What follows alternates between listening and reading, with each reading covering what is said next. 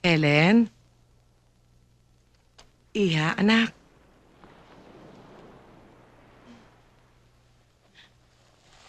Inay, kayo pala.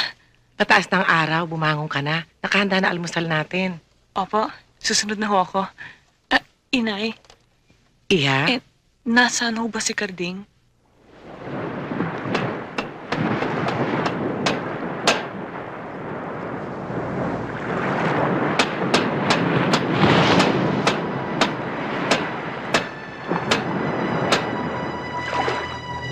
Karding!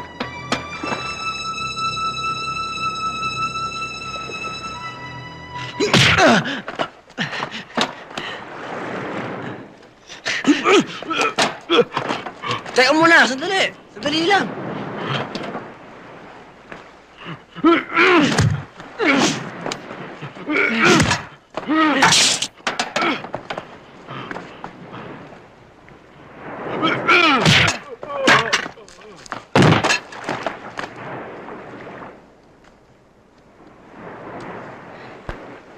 Di mo dapat pinatulan si Kuya.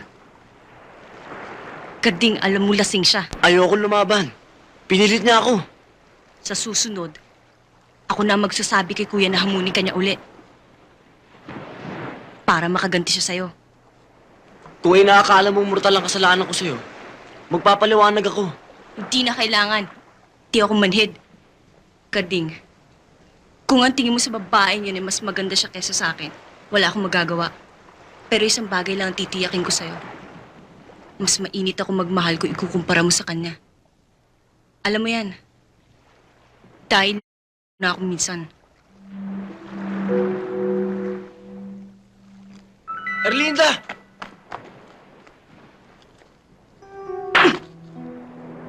Yan ang ganti ko sa'yo dahil pinaasa mo ako at sinaktan. Magsama sana kayo sa impyerno.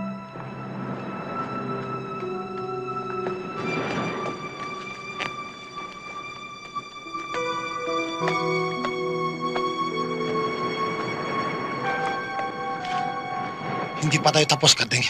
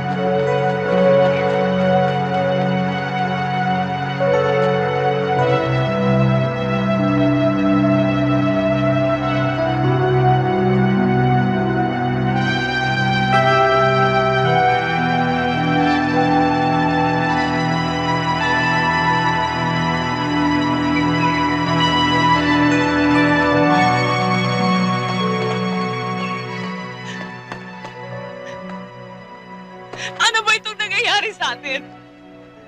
Kahit saan sulok tayo mapunta. Kung hindi panganib gulo sumasalubong sa atin. Hindi naman tayo matatahimik, Karding. Kilala ko mga magulang ni Ricardo Valencia. Tungo mo na sila. Para maiwasan natin pagdanat ng dugo. Gawin niyo na lahat ng paraan, Epe. Pero kung hindi niyo mapapalambot ang uso ni Karding, eh wala ho tayong magagawa. Shoot to kill ang order sa kanya. Well, kung talagang mainit ang panahon, hindi natin kailangan mag-send ng oras. Let's go!